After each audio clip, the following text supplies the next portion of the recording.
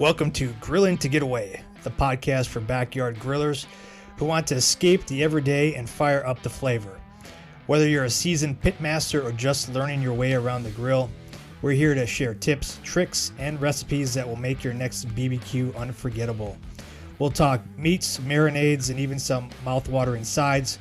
Plus, we'll answer your grilling questions and dive into everything you need to turn your backyard into the ultimate grill zone. So grab your tongs, fire up that grill, and let's get started. This is Grilling to Get Away, your go-to podcast for all things barbecue. Hey, what's going on, everyone? This is Greg, your co-host of the Grilling to Get Away podcast, and I am here with my buddy. Hey, what's happening, everyone? This is Ben. Ben, man, we got a special cabin edition of the Grilling to Get Away podcast. So I'm currently up north at Wautoma, Wisconsin on Silver Lake. So happy to be doing a podcast from here. You know what I mean? Absolutely. Yeah, absolutely. Yeah. It's not too hot up there for you. You're not haven't melted yet. Not yet. Not yet. I have a nice umbrella with me everywhere I go. Sure. So SPF 200 or what? Yeah, right. Yeah. I stay underneath the shade for the most part. So no, it's been pretty good, pretty nice up here, 70s, 80s, breezy a little bit of rain, pop-up showers, but can't complain. Sure, man. Good.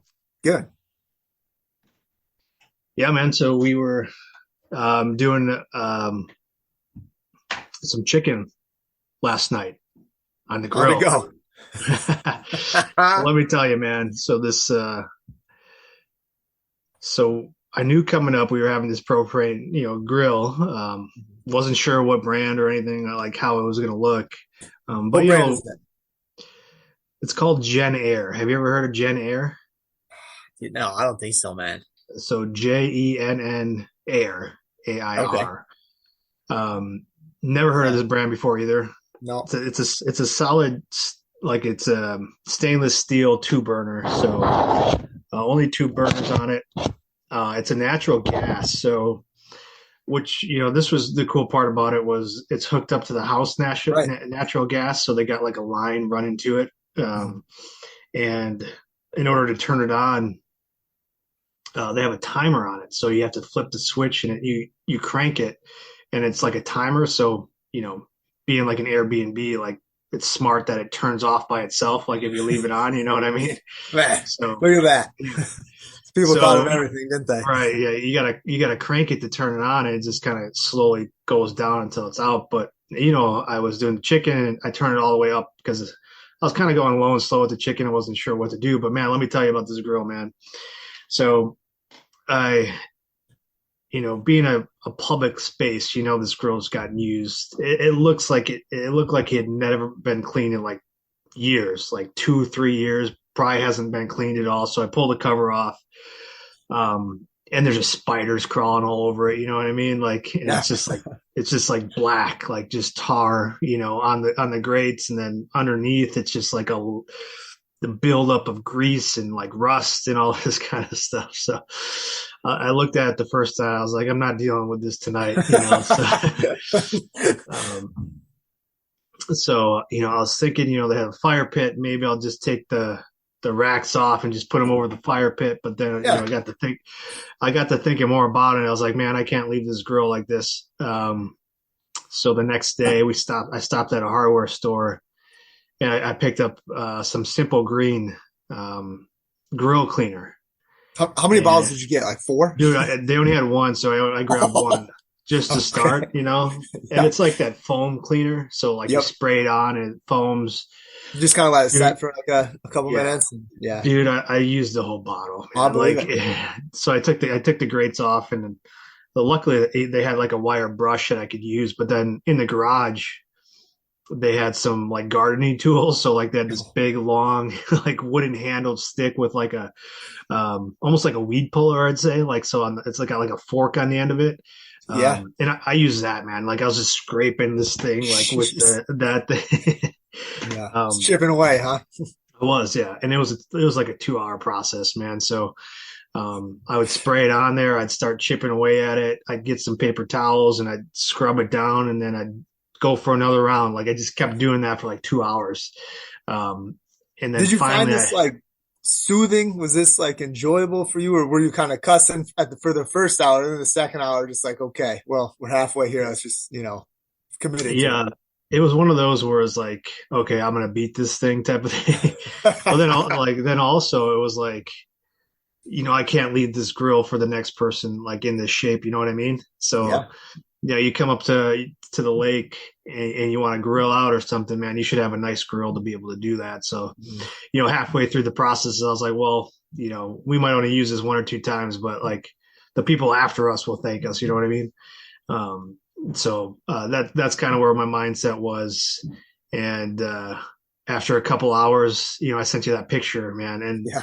it was good enough to cook off of finally. Like it wasn't perfect, but the grates are clean. Underneath was clean, so like there wasn't going to be any grease fires or anything like that. And I got a lot of that grease out of there, so you wouldn't have any issues. So, but yeah, I did the chicken thighs last night with some chicken breasts, and went perfect. No issues. Nice. Used some olive oil on the grates to make sure nothing was sticking, and I'll have to go out there and clean it again today. But yeah, for whatever reason, like those grates, like they just attracted whatever you're cooking on. It just sticks on them. So I'll have to get out there today or tomorrow again to clean it off again. But yeah, we're probably gonna do some burgers here later on this week, so we'll be using it again. But yeah, it's in better shape. Real good for those. Yeah, it'll be in better shape when we leave here than when we got here. You know what I mean? Are you gonna make sure and put a note out there and ask for like $200 back for your time and effort and stuff like that? Yeah, these Airbnbs and these Verbos and stuff like that, like they charge you like cleaning fees after you leave. I was like, I should charge them a grill cleaning fee for my time and my effort. Be reimbursed for that simple green bottle that I bought. What was it like? Just how much did that cost? Like $5-10? It was like $5. Yeah. Yeah. But man, yeah. So that's so some tips for you if you're going away. Kind of know what you're working with. Bring some grill cleaner with you. We were, I was fortunate that they had some tools and stuff here that I could really scrape and get in there with. Otherwise, I would have been just with paper towels and like this like tiny grill brush that they had there, just chipping away. But that would have been like a 4 or 5 hour job, man. Oh yeah, that's okay though. We would have got it done. Like I said, I was like, man, I can't leave this grill in this condition.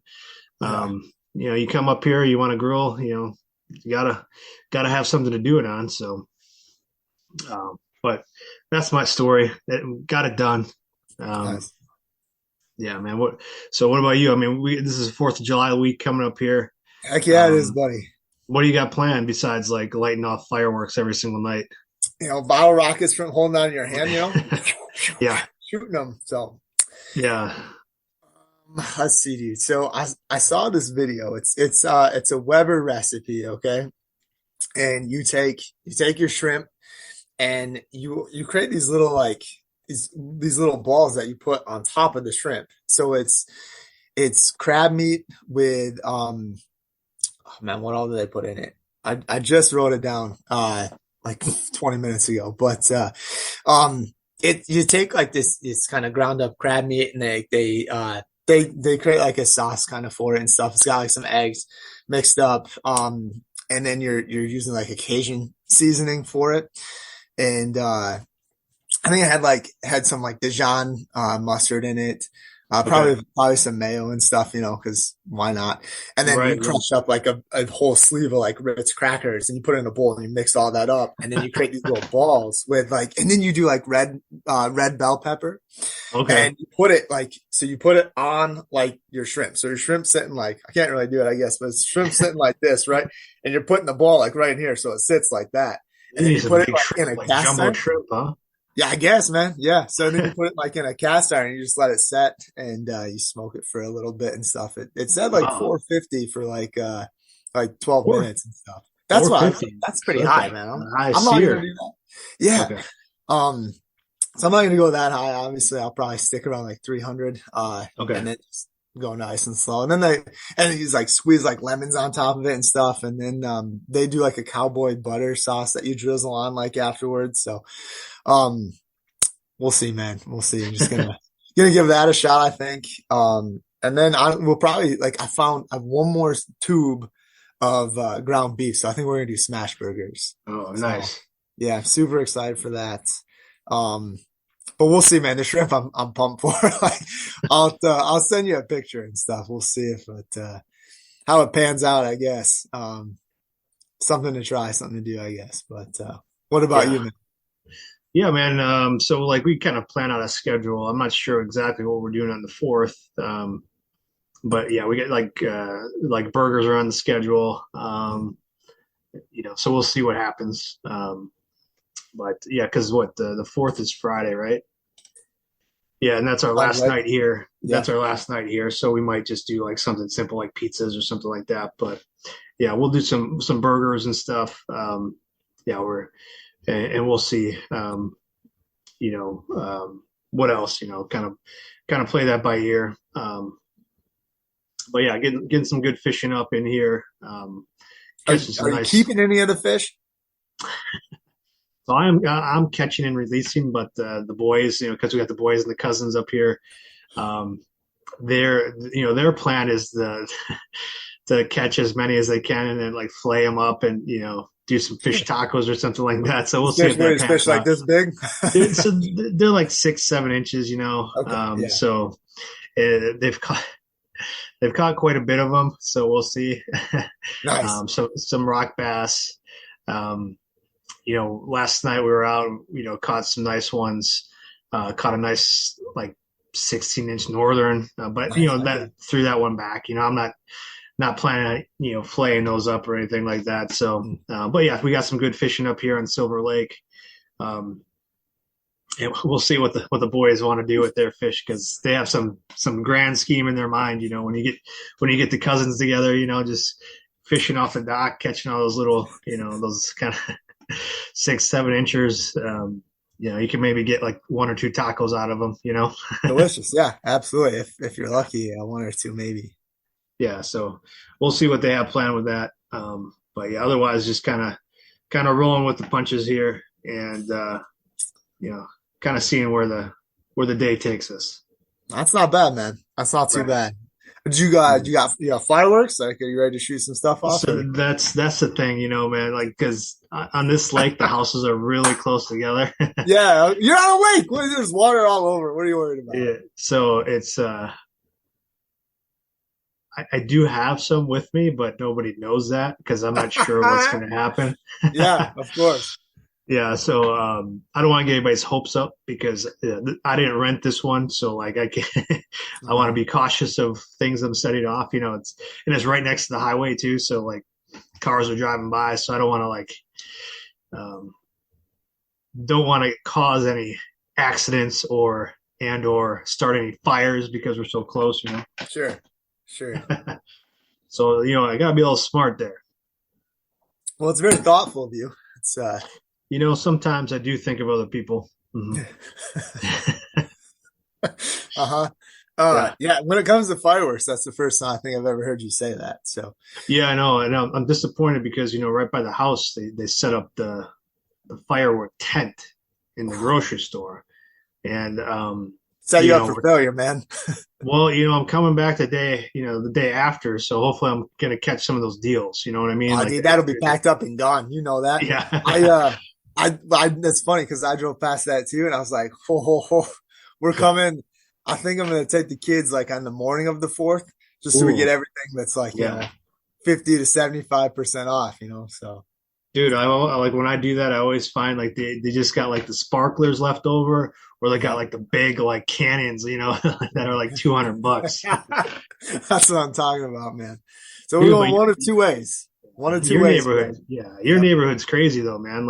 Yeah, I know. You can hear last year my dad was camping over there at the campground right next to your neighborhood. It's it was like a war zone, man. Yeah. And this is 2 days out. Yeah, it's already started, man. It's already started. Week long. They've been going off almost every night here and stuff. So it's People are getting it going, and it'll happen. Like obviously, like 4th of July being on a Friday and stuff, man. It'll be Friday, Saturday, Sunday, probably Monday, Tuesday. You know, like who knows? Oh, We'll yeah, why see. not? Keep it going. Yeah, 4-day weekend. yeah. So yeah, man, we'll see. But I don't know. I haven't picked up any fireworks yet. Okay.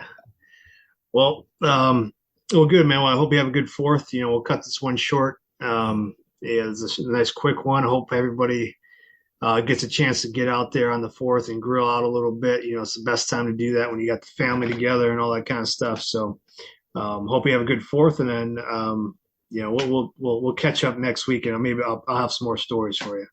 Absolutely, man. I can't wait. If you know, I'm excited to hear more about it when we have a little bit more time next week to go in a little bit more detail. So enjoy the rest of your time up there. For those of you who are still around the area, like I'll be up at Ducktona on Sunday. That'll be up in the Sheboygan area. So I got canceled last year, rained out, so it should be a good time this year. They're bringing it back. So I'll be up there, and then the following week, Greg, we hit Rib Fest, dude. So we'll back at Rib Fest, man. Yeah, year number 4 for us out there, I think. Is that what it is? Yeah, I think so. Yeah. So always a good time. We always enjoy seeing people come out. We have our regulars. We hope to see you out there. It's a free event, so you can get in free, and then you can just go and sample and try. Well, I don't want to say sample, but you can go and buy, you know, plates and those ribs aren't free. Yeah, those aren't free, but yeah, they'll have some good barbecue out there. Yeah, it should be a good time. So we'll be hitting it hard here these next couple of weeks. But yeah, hopefully everyone has a good 4th. Has a chance to get out and grill. That's you know, I was listening to the radio today, Greg, this morning, dropping the kids off, and man, they were talking about like the best like summer movies or like 4th of July movies and stuff, and like The Sandlot was one of them. I was like, we watched it last night. Yeah, that's what I'm talking about, man. Yeah. So gets me every time. You know, that the night game and stuff. He's running around the streets. He's getting like he's eating it and putting it back, making his plate. Man, it was like living it up. It was just like me growing up. You know, I believe it. Yeah, free for all. There's no rules. Yeah. All right, man. Well, take care, and we'll talk to you. We'll talk to you next week. Happy 4th, man. Take it easy. Cheers.